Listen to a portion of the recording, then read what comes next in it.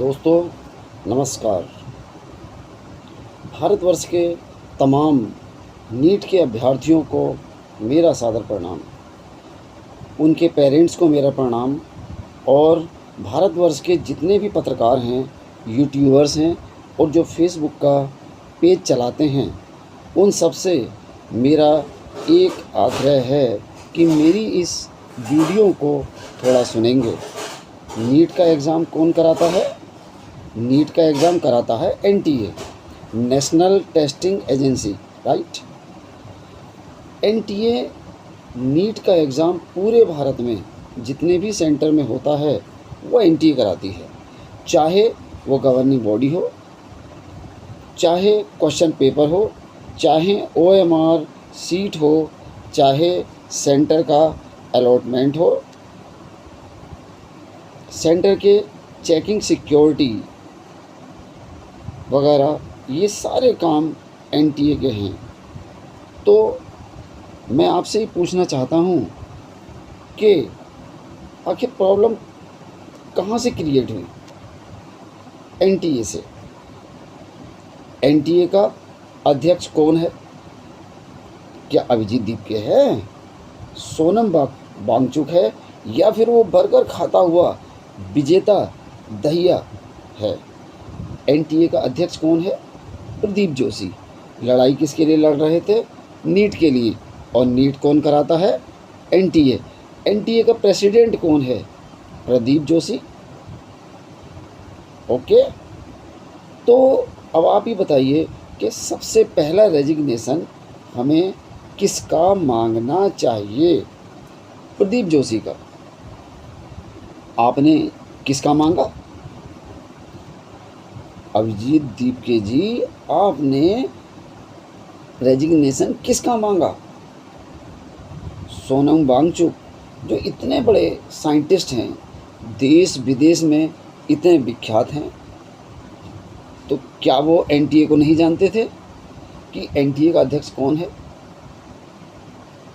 नहीं, उन्हें सब पता था। चलो, ये बात हो गई। अगर आप लोगों को जानकारी नहीं है तो शेयर कर दिया कि नीट का एग्ज़ाम एनटीए कराती है। अगर हमें इस्तीफ़ा लेना था तो हमें सबसे पहले इस्तीफ़ा लेना चाहिए था प्रदीप जोशी का, जिसके कंट्रोल में यह सब था, और वो था शिक्षा मंत्रालय के अंडर में। मैं धर्मेंद्र प्रधान को प्रोटेक्ट नहीं कर रहा हूँ, बिल्कुल पद से बाहर निकाल दो, हो सके तो कान पकड़ के निकाल दो, कोई दिक्कत नहीं है। लेकिन आप प्रदीप जोशी को कैसे भूल गए? सोनम वांगचुक, अमेरिकन रिटर्न सौरभ दास, अभिजीत दीपके, क्योंकि इनका टारगेट नीट था ही नहीं। मैं शुरू से ही इस बात के बारे में गंभीरता से बोल रहा हूँ कि जब जंतर मंतर पे इतने रैली, सर किसके फूटे? बच्चों के, अभ्यर्थियों के, युवकों के, पुलिस वालों के, आरएएफ वालों के। अभिजीत दीपके का सिर क्यों नहीं फूटा? जब लाठियाँ चल रही थीं तब अभिजीत दीपके कहाँ था? कोई वैन के अंदर, कोई गाड़ी के अंदर, कोई गाड़ी के ऊपर। कोई सांसद जो वहाँ बैठा हुआ है उसका सर क्यों नहीं फूटा? आप बताइए, आखिर ऐसा क्यों कि इन लोगों के साथ तो कुछ भी नहीं हुआ? पार्लियामेंट की तरफ कैंडल मार्च कर रहे थे, जंतर मंतर पे जब इनके शरीर पर लठ बरस रहे थे, पत्थर बरस रहे थे पुलिस वालों पर, पुलिस वाले पर जब पत्थर बरस रहे थे, और इन्हीं की चपेट में छात्र भी आ गए, मासूम छात्र पीटे गए, मासूम छात्रों का खून बहा। खून की कोई बात नहीं, ये देश खून देने के लिए हमेशा तैयार रहता है। इधर हमारे फौजी और उधर देश के लोग। दीपके का सिर फूटा क्या, कल विजेता दहिया बर्गर खाता हुआ पकड़ा गया बेशर्मों की तरह। क्यों भाई, तू तो क्रांतिकारी है। जय भीम इस तरह के तुम नारे लगाते हो, गाने पे तुम डांस करते हो। जब तुम जय भीम को मानते ही नहीं हो तो संविधान को भी लेकर तुम खड़े क्यों होते हो? जब जो संविधान को लेकर खड़ा था, लाल कलर का संविधान की किताब लेकर, वो कौन था? प्रकाश राज। चलो मैं एक सवाल आपसे पूछता हूँ कि जो संविधान को मानता है वो कानून को मानता होगा, ये तो आप मानते हैं। बाबा साहब आम्बेडकर ने संविधान हमें दिया तो कानून का पालन हम करेंगे, क्योंकि ये संविधान तो उन्होंने ही दिया है। आप जंतर मंतर में प्रोटेस्ट करेंगे। आपको क्या परमिशन मिली थी? क्या दिल्ली पुलिस ने 19 जुलाई को आप लोगों से ये नहीं बोला था कि आप वहाँ पे मत जाइए, आपको परमिशन नहीं मिली है, आप वहाँ पर मार्च नहीं कर सकते हैं? ये सोनम वांगचुक और गीतांजलि वांगचुक तुम दोनों के लिए, क्योंकि जो खेल तुमने रचा है, अभी गीतांजलि वांगचुक आप तो दूसरे नंबर की पत्नी हैं। उनकी पहली पत्नी कौन थी? देश को बताइए। रेबेका थी ना। कौन थी रेबेका? मालूम है आपको? CIA operative. और रेबेका से मिलने के बाद सोनम वांगचुक जी को कितने इंटरनेशनल अवार्ड मिले। रॉकफेलर ब्रदर, बताइए, देश को बताइए। सब डॉक्यूमेंट एक एक भारतीय को फेसबुक में छाप के दूंगा।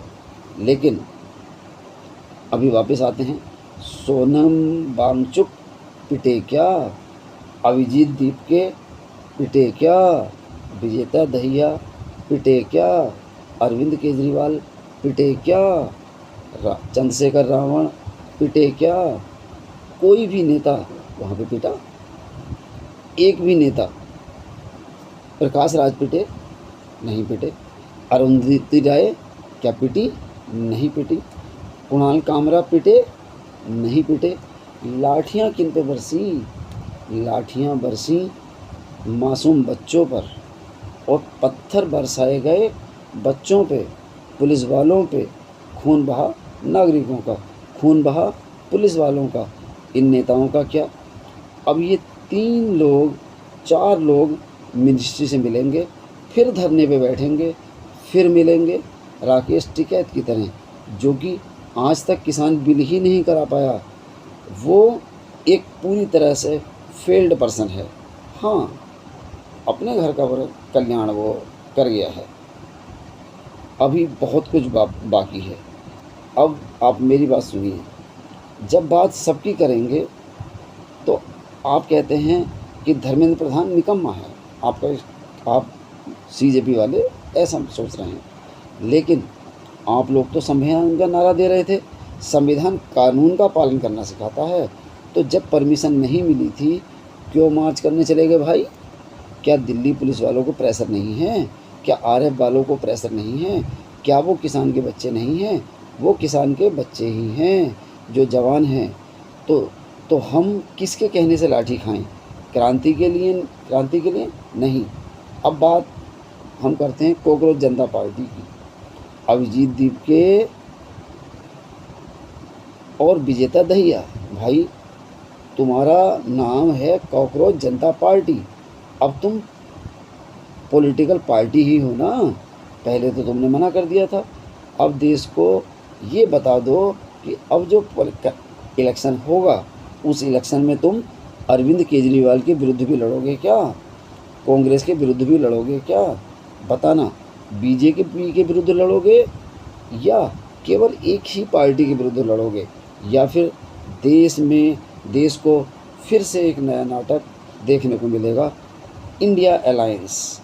जैसे पार्लियामेंट इलेक्शन में राहुल गांधी और केजरीवाल मिलकर लड़े और पूरे भारतवर्ष के लोगों को धोखा दिया गया, और उसके बाद जब विधानसभा का चुनाव हुआ एक दूसरे के कपड़े फाड़े और दिल्ली साफ़ हो गई। पता है क्यों? इस एजेंडे में जितने लोग काम करते हैं उनका रिजल्ट देख लीजिए। हर बार बीजेपी ज़्यादा से ज़्यादा वोटों से जीतती है। केवल ईवीएम के लिए बात नहीं है। सुनो, अब तुम बोलोगे कि भाई सारी पॉलिटिकल पार्टी आ जाओ, ईवीएम के लिए देश में आ जाओ, संसद मार्च करेंगे। ना अखिलेश यादव आएंगे, ना राहुल गांधी, और ना ये दीप आएगा, ना वांगचुक आएगा। जानते हो क्यों? This is cold political vested interest. ये एक ही हमाम में सब नंगे हैं। एक बहुत बड़ा इंटरनेशनल फाउंडेशन है जो भारत के लिए हमेशा गंदा लिखता है। ये सौरभ दास उसी कंसर्न के लिए स्वीडन में था। आप पिछले साल का चेक कर लीजिए अच्छे से, हर आदमी की पड़ताल कीजिए, किसी के बहकावे में ना आए। जैसे अन्ना आंदोलन के बहकावे में आए थे, आम आदमी पार्टी बनी, कांग्रेस को चोर बताया। एक भी मुकदमा कांग्रेस के ऊपर दर्ज नहीं करा पाया केजरीवाल, एक भी मुकदमा। शीला दीक्षित को चोर बताया, उल्टा केजरीवाल ही जेल चला गया, उल्टा मनीष सिसोदिया ही जेल चले गए। मनीष सिसोदिया है, उन्होंने शिक्षा के लिए वास्तव में काम किया। बंगाल में 35 लाख वोट काटे गए, 35 लाख। ये केजरीवाल, राहुल गांधी, ममता बनर्जी जी उन लोगों को लेकर दिल्ली क्यों नहीं आ रहे? वो जो 35 लाख जिनके वोट कटे हैं उनको लेकर के दिल्ली आए। वो 35 लाख लोग आखिर हैं कहाँ? थोड़ा सोचना होगा हमें कि एक पॉलिटिकल पार्टी के विरुद्ध लड़ते लड़ते हम दूसरा गद्दार तो नहीं पैदा कर रहे हैं। सोनम वांगचुक की पहली wife Rebecca was a sponsored IAS person, not ISI, CIA की स्पॉन्सर्ड थी, स्कूल ऑफ इंटरनेशनल डेवलपमेंट। आप पता कर लीजिए ये क्या था। और वो सीधे लद्दाख से आई थी, अमेरिका से, और फिर सोनम वांगचुक से शादी हो गई, फिर बाद में डाइवोर्स भी हो गया। लेकिन डाइवोर्स होने के पहले सोनम वांगचुक को पूरी दुनिया जान गई। उनको जो जो अवार्ड मिला, इसलिए मैं ये बताना चाहता हूँ कि उनके इंस्टीट्यूट का इंडिया से कोई मान्यता नहीं है, आज तक उसे मान्यता मिली ही नहीं। अगर आप इस बारे में थोड़ा सा आप अपने दिमाग पे जोर दें, तब आप इस बारे में आपको काफ़ी कुछ जानकारी मिल जाएगी। कल इतने लोग लहूलुहान हुए, सबके लिए दुख है, मेरे भाई बहन सबके लिए। अरे एक बार तो सोचो कि अगर सौरभ दास का सिर फूटता, अभिजीत दीपके का फूटता, वो जो ब्रेक डांसर है, हिंदू देवी देवताओं को गाली देने वाला विजेता दहिया, वो तो बर्गर खा के भाग गया था। सोशल मीडिया में अगर इतना प्रपंच चलेगा तो सच को भी तो तलाश करोगे। बस उस सच को सबके सामने मैं लाऊं, यही मेरा इरादा है।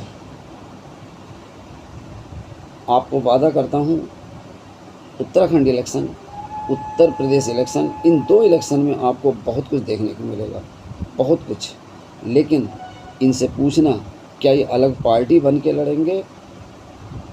खाली इतना पूछ लो, क्योंकि इन्होंने बोला था कि राजनीतिक दल तो हमारा है ही नहीं। इन्होंने लेफ़्ट राइट सबको तो बुला लिया, आम आदमी पार्टी, समाजवादी पार्टी। अब अगर इनको केवल इतना बता दो कि क्या ये लड़ेंगे उत्तर प्रदेश इलेक्शन अपने कैंडिडेट उतार के, कहीं ज्वाइन तो नहीं हो जाएंगे दूसरों के साथ? तो दोस्तों, फिर बोलना कि हमारा देश खतरे में है या नहीं। वंदे मातरम, जय हिंद, जय भारत।